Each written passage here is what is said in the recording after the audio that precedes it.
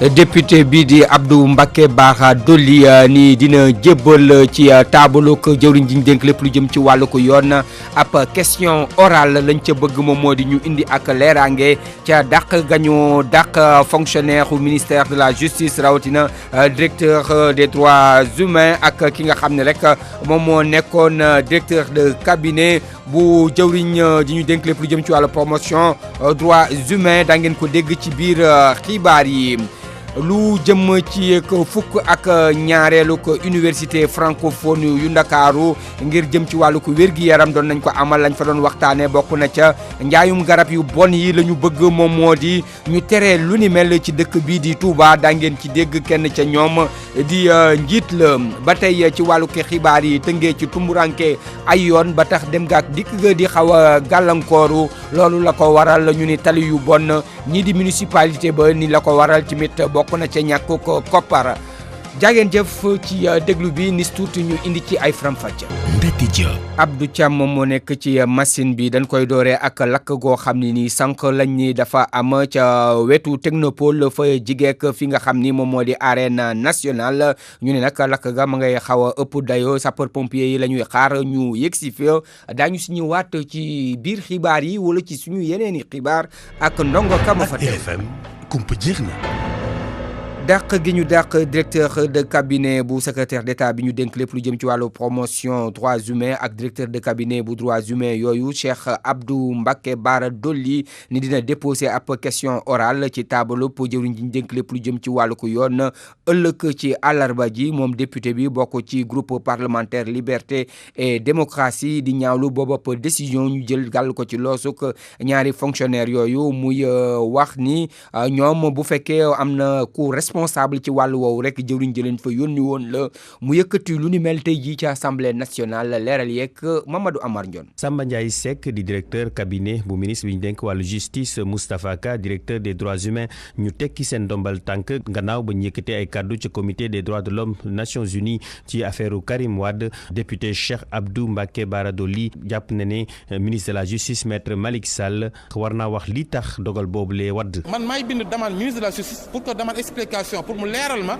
li nga xamante ne tey jii moom la comité bi jëlee foofu noonu ndax man député la am naa sañ sañu laaj ko bindu question orale mu ñëw tontu si ma si li nga xamante ne mooy li comité bi wax ak ñoom décision bi ñu jël li tax ñu jël ko. kañ nga ngay déposé. dinaa ko déposé demain incha allah. député bi bokk ci groupe parlementaire liberté et démocratie gis na ne daal ministre de la justice moom. la ñu yóbbu mooy li nga xam moom la ministre bi bind kon xëy na peut-être communiqué bi ñu ko communiqué te ñëwaat ba si ñoom xëy na loolu néexu leen loolu nga xamante moom la comité bi dogal loolu mooy li nga xamante ne moom la ñu sukkandiku te ñoom lan wax nga xam ne dañ ko wax seen diggante seen aqulaay taxalaat te ñoom du ñu ay politiciens loolu jàpp naan mooy li dëgg. coordonnateur parti bokk gis-gis ci département bu Mbacké li mu wax leer na Macky Sall dafa bëgg a forcer ñetteelu mandat. li nga xamante ne moo nar a am Guinée bu ñu ko bàyyee mu jàll mu am Côte d'Ivoire il faut mu am Sénégal ndax loolu moo war a lépp Macky Sall tàllal ay loxo ay négociation pour que jàmm mën a am ngir mu li mu bëgg a def mu def ko si te loolu aussi tamit du njariñu réew mi yaakaar naa li nga xam moom la ko yoon may ak bu waxoon ko avant mu dem élection bu fekkente ni respecté na kàddoom ci loolu war naa mën a bàyyi pour que keneen mën a ñëw remplacer ko waaye koo xamante ni wax nga si rek mu sacrifier la dàq la toroxal la yaakaar naa ne kooku mooy wax ne léegi na ñëpp noppi man maay buur lu ma neex laay def te loolu war naa jax si réew mi. député Cheikh Abdou Mbacké Bara Dolly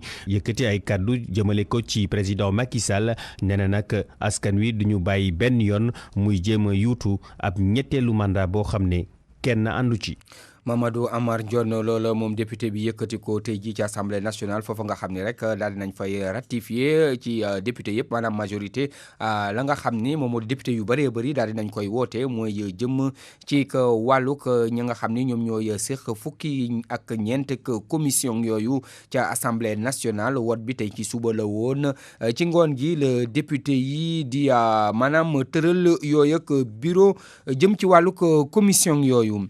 wax ju bees ci nga xam ni moom la ñu yëkkati jëm ci wàllu ko ñetteelu ko mandat di ko lam-laame ndax Macky Sall dina ko defam déet loola tax na ñi nga xam ni ñoom ñoo di waa M23 daal di ci yëkkati seen kàddu mouvement force vive bu 23 juin ni loola daal dinañ ca teg seen xaru bakkan seen bakkan ba loola du mën a am nee nañu loolu suñ ko accepté rek moom mooy fàtte ñi nga xam ni rek dañoo ñàkkoon seen bakkan ci xeex gañ ko doon xeex ca 23 juin 2011 ci wàllu woowu dañ ci déglu secrétaire général bu M23 Ousmane Ndiaye ci téléphone beeg Alaaji Njogu Jeen. neexul tey 2019 après li xew lépp ci combat M23 ay nit yu bari faatu ci Sénégalais yépp joxe seen bopp xeex ba 3e mandat amul pour le président Abdoulaye Wade tey jii ñu commencé di am débat ci affaire 3e mandat alors que constitution bi nga xam ne ñoo ko bind moom président Macky Sall moom mu parrainé réforme bi day wax lu leer maanaam amul kenn koo xam ne war nga mën a def ñaari mandat yoo xam ne dañu tegaloo moom bu ko neexee nag mu ne dafay jëm 3e candidature parce que conseil constitutionnel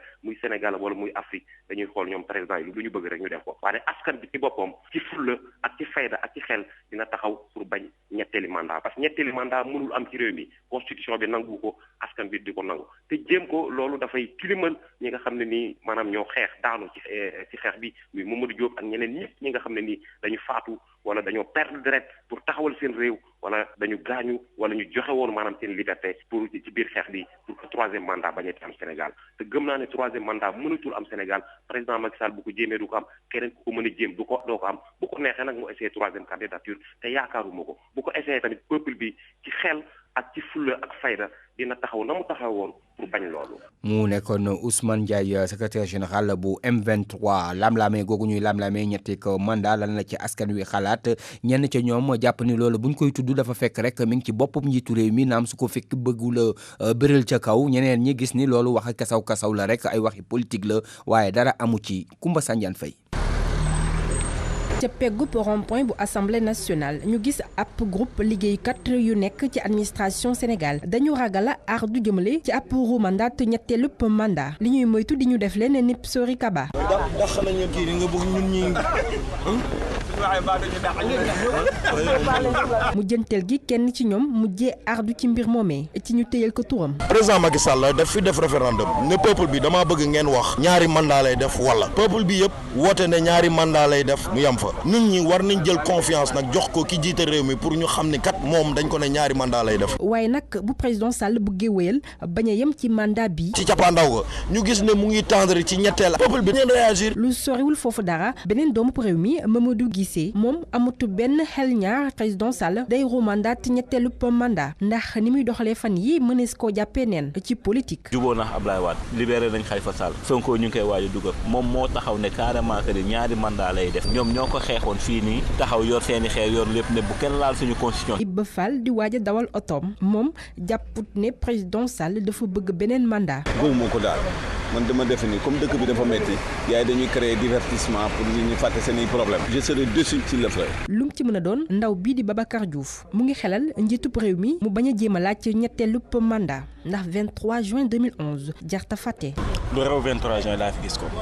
lu ko rew. Sénégalais yooyee bu doon seen sago njiitub réew mi génn ci buntu bu mag bi loolee lépp ngi aju muy tundiku li daloon président Wade ci atum 2011 ak président Condé mi coow topp ci bëgg ñetteelu mandat tax ba Guinée nekk ci guuta. pour man RFM mooy rajo bi gaaw ci xibaar yu wóor. RFM xibaar yu wóor te wóor. dañuy dem ba ca Diourbel foofa gannaaw ba ñu màggalee rek tribunal spécial post màggal maanaam ba ñu tegoon ci wàllu ko màggal gi ak dossier yi nga xam ni moom la ñu jàppoon commencé woon nañ ko doon ko atte ñu jàpp ni nag daan nga ci gën a mag rek ñaari atte kaso la goo xam ne ni teg nañ ko ci kaw ay soxna jëm ci wàllug trafic aw la usage bu chanvre indien ak yeneen i ko dossier yoo xam ni daal yëkkati nañ ko jëm ci wàllug ña nga xam ni ñoom la ñu tegoon loxo ñu dem ba Diourbel fekki fa Babacar Diouf. ci téeméeri nit ñi nga xam ne taxaw nañ ci kanamu baaru tribunal bu grande instance tey xaaj bi boo koy xool ci chanvre indien waanaam yamba lañ leen doon toppee ñoom nag seen at li ci ëpp boo koy xool ñaar fukki at ak juróom la ñu am mu mel ni ñii ay xale yu ndaw a ndaw lañ ñoo xam ne ni ñenn ñi sax ñu ngi ci école di jàng ba léegi ñenn ñi ñu ngi terminal ñenn ñi nekk ci troisième wala sax ñeneen ñi ñu ngi ci cycle moyen secondaire ci yenn gox yu fasantikoo yi ci réew mi daan bi ci gën a diis nag ñu ngi ko teg Fallou Diouf ak Ousmane Ndoye ñoom ñaari ati kaso la leen tribunal bi tëj liñ leen di toppee moo di danoo yoroon yàmba boole set di sàcc ba pare di agressé ci kanamu baaru tribunal bu grande instance bu njaareem tey ñaari jigéen taxaw nañ ci ñoom liñ leen doon toppee mooy tux yàmba Léemu Mbay ak Fatou Samb ñoom dañ ne dañoo nekkoon ci biir màggal gi di fa jëfandikoo sinébar bii di yàmba affaire yi nga xam ne yeneen ñaari mbir yi nga xam ne ñu ngi ko doon xaarte tribunal bi yeeyu ci yàbbi moo di juróomi kilo yamba yi ñu jàppoon ca Touba ci màggal gi boobu information judiciaire la ci tribunal bi ubbi. beneen mbir boo xamante ni tamit ñu ngi ko doon xaar mu di xale bu góor bi nga xam ne da doon jéem a sàkku benn ndaw soo xam ne nii dafa tàggu ak xelam boobu tamit tribunal bi da ci ubbi information judiciaire. Diourbel RFM Babacar Diouf. Babacar ci wàllug Diourbel googu ak dëkk bii di Touba ca la ñuy des ndax lii di fukk ak ñaareelu ko université francophone bu Ndakaaru jëm ci wàllug wér-gi-yaram ñoo ngi koy amal lañ ci doon waxtaane nag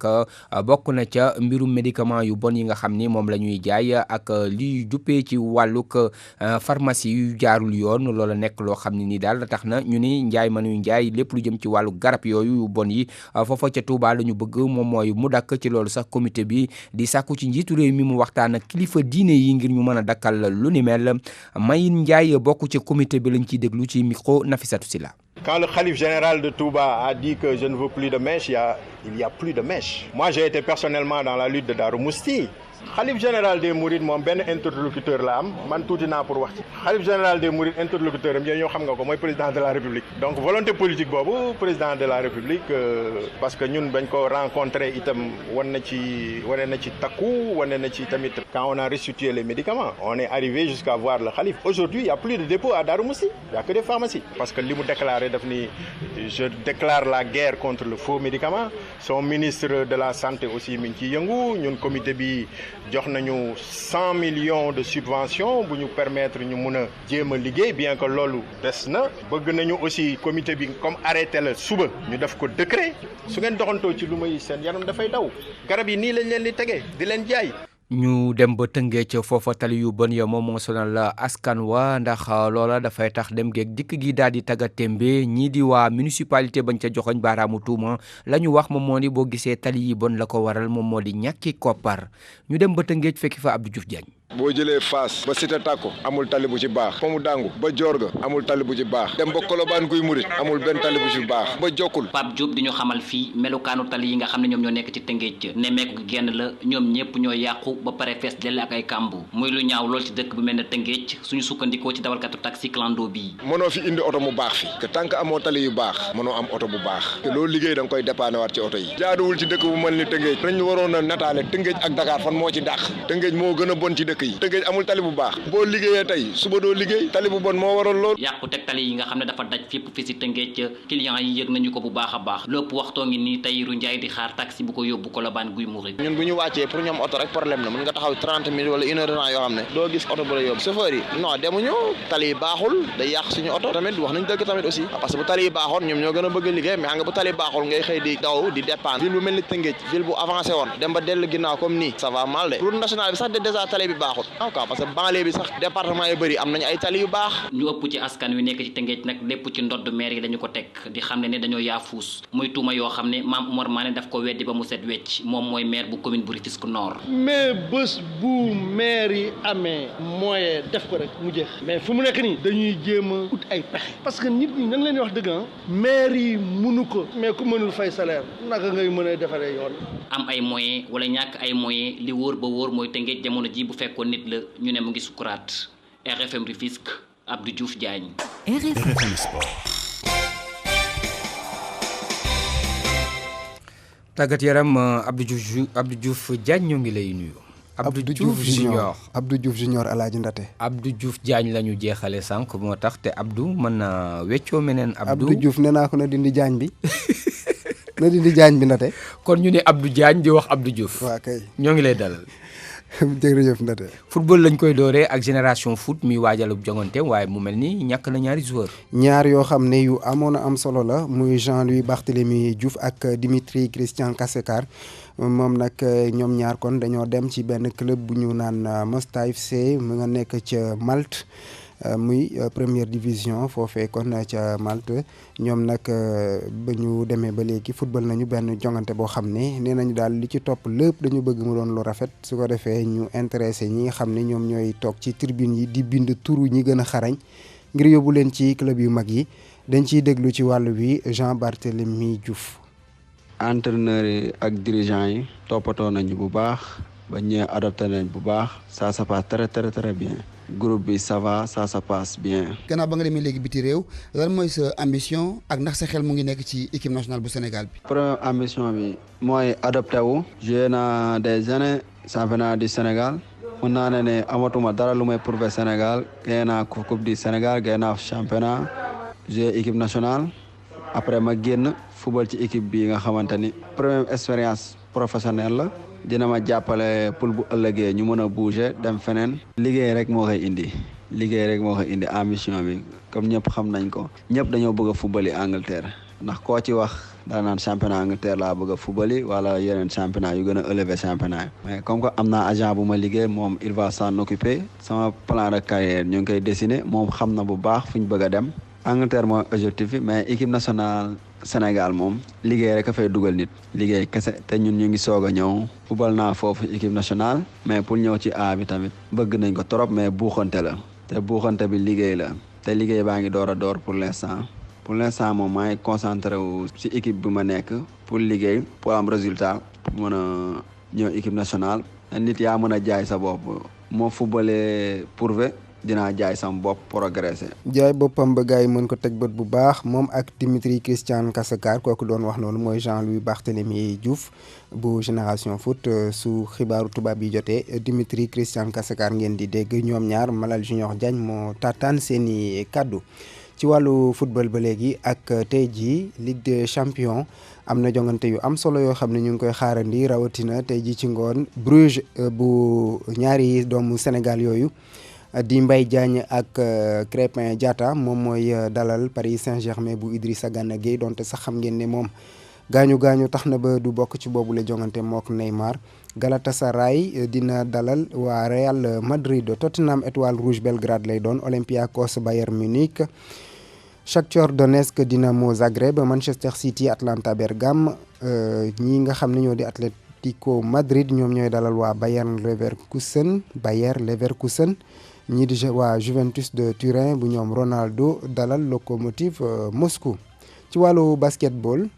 Alaaji Ndate ñi nga xam ne ñoo di waa AS Douane gannaaw bi nga xam ne jël nañu titre champion bu Sénégal ñoom nag ñu ngi waajal bal bi mooy basketball African League boobee nag ñu ngi koy waajal bu baax a baax joueurs yi ak techniciens yu club bi nee nañu daal li ñu bëgg mooy def parcours bu mucc ayib mooy maanaam jaar-jaar boo xam ne deetoo su ko fàtteeti ci wàllu basket soo da ci am. gannaaw bu mu gagné championnat saison 2018-2019 AS Douane ca noone daal dinay jël ticket ba nga xamante ni moo koy permettre mu daal di représenter Sénégal ci compétition gu yees gi nga xamante ni dañ koo jagleel club yi nekk ci Afrique mu di basketball Africa League loolee nag di mbégte ci kay tàggat AS Douane di Mamadou Gueye Pabi. déjà pour man ma nekk premier sénégalais buy représenter Sénégal si compétition bu mel noonu deuxième bi tamit kontaan tam si sama ay joueurs parce que ay at a ngi nii ñu bëggoon dem ay Afrique mais amuñu woon moyens yi pour dem bii pas nii dinañ fa dem dina leen permettre ñu mën a jauger seen niveau par rapport à ce qui se fait le meilleur en Afrique. naam ab compétition gu yees la waaye ñii di douanier yi nag bëgg nañu représenter dignement Sénégal bu ñu sukkandikoo ca ka nga xamante ne moom nañu tabboon MVP finalu championnat bi di Pape Moustapha Diop. ñun duñu dem foofu noonu pour participer seulement dañuy dem pour défendre pour gagner des titres pour wane ne basket Sénégal am na niveau. autorité yu AS Douane nag mbégte lañu daal di àndal lu jëm ci compétition gu yees googee nag tàmbali na depuis fukki fan ak juróom ci weeru octobre gi ñu nekk loolee nag ñeel premier tour yi waaye nag Sénégal moom dafa bokk ci dëkk yi nga xamante ni dañoo qualifié d'office moom ak Nigéria Égypte Maroc Tunisie ak Angola. mu ngoog ñu jeexale wàllu làmb ak Pape Abdou Fall mi nga xam ne dafa dugal loxo ci poosam génnee koppar yu bari yoo xam ne tax na mu mën a tëgg combat bi ñu jàpp ne bokk na ci yi gën a am solo ci atum 2019-2020 bii di promoteur boo xam ne kon combat Siteu ak Papa Sow moom la taxawal combat bi ñuy njortu ne fi lekk weeru mars 2020 ci la ñu koy tëgg. jërëjëf Abdou Diouf Junior le marché Nafissatou Sila. dal leen ak jàmm jamono nawet gi ñu toll nag yombul loolu ñu daal di nduggi marché ni mu waxee njaboot yu bëri nag day jafe ci ñoom li ko waral li ndugg bi cher muy légume wala jën kenn du ñeme laal wax ci dolli léeg-léeg mu néew loolu ci marché bi fii ci Ndakaaru nag ñu gis ni nawet bee fi jaar te ngir nga am ceebu jën bu jaar yoon faw rek nga daal di yulli sa poche Oumou Kalsoum li daal ñu ci defal reportage. tey jii macha allah wuu man de yàlla mi ma tiim xam na ne am naa jën waaye sama ndugg rek xoola 5000 francs yi dem na ci dama nekk ci kër gu mag waaye métti na torop.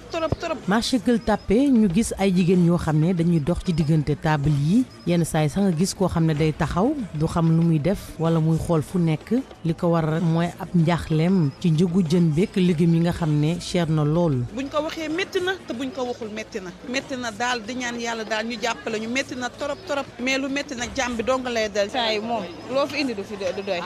waaw delloo maanaam mën nga jaay ba 5000 te doo ko yëg. billaay mën nga jaay ba 5000 te doo ko yëg de mooy loolu. jaaykatu jën bi duñu xam ne ni njëgu jën bi dafa cher ba noppi amul muy wax ni rek ba ci keccax yi tamit dafa ñàkk mu nekk loo xam ne dina indi ab njaaxle ci yenn ci ay njaboot. day ñàkk day seer client nag fan yi moom amul keccax bee gën a metti sax ceebu keccax moo gën a seer ceebu jën. maanaam daal kon lépp a seer daal. lépp a seer moom. ndaw si la ñu fekk ko ci wetu taabalam mu toog di jaay ndugg mu ñu xam ne ni nawet bee waral lépp cher ba noppi ñàkk. carotte 700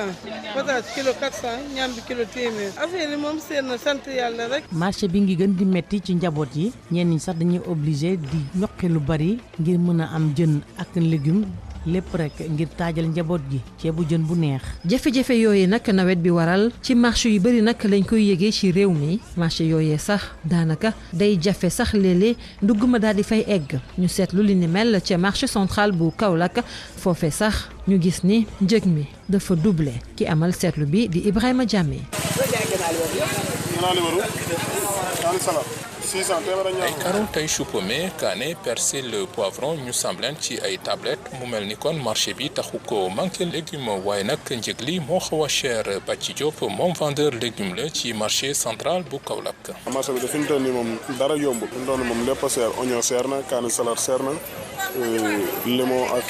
kaani guana yëpp a cher ndax fi mu toll nii bu dee noor bi day am normal mais bu dee nawet bi moom daanaka tuuti rek mooy ñëw. waaw oto yi waaw fi ñu koy jëlee xaw na sori ndax yi lomp lay jóge yi nooto yi poto yi jogo waaw côté bu ne léegi oto yi jóge daal di ñëw. njëg li nag mu mel ni jamono jile bàyyul dara produit yëpp yokk. poivron bi mooy kaani salade bi kilo bi fi ñu toll nii ñun ñu ngi koy jënde 1500 ci bascule bi léeg-léeg 1800 ba 2000 ñëw di jaayaat 2000 ba 2500 ba 3000 daal bu dee oignon vert bi ñu ngi koy jënde fi ñu toll nii 400 500 di jaay 600 700. soxna si la ñu fekk muy waxaale dafa dugg si moom it gis na ne yëf yi cher na lool. fii de nga laa gisee marché bu naqar rek loo jënd mu jafe bu bëgg a dee dara yomb fi loolu de la. ndax daawoon na gën a yomb. waaw yomb ba dégg fii daa 200 laa ko ñu te ba jëndee ko 300 bu léegi dafa yëpp a yokk rek. produit yi nag jaaykat yi xamal ñu ne lu ci gën a bëri dañ koy jéegaane ci yeneen diwaan yi buñ ci boolee transport beek nawet bi conservation bi day jafe moo tax kon boo ko defee ci balance bi day xaw a dis lool ci poche consommateur bi. fii la ñu yem ak yéen ak le marché ñu jaajëfal Oumou Kalsoum li Ibrahima Diamé ñu leen di dig daje ay bés yi di ñëw ngir beneen numéro le marché.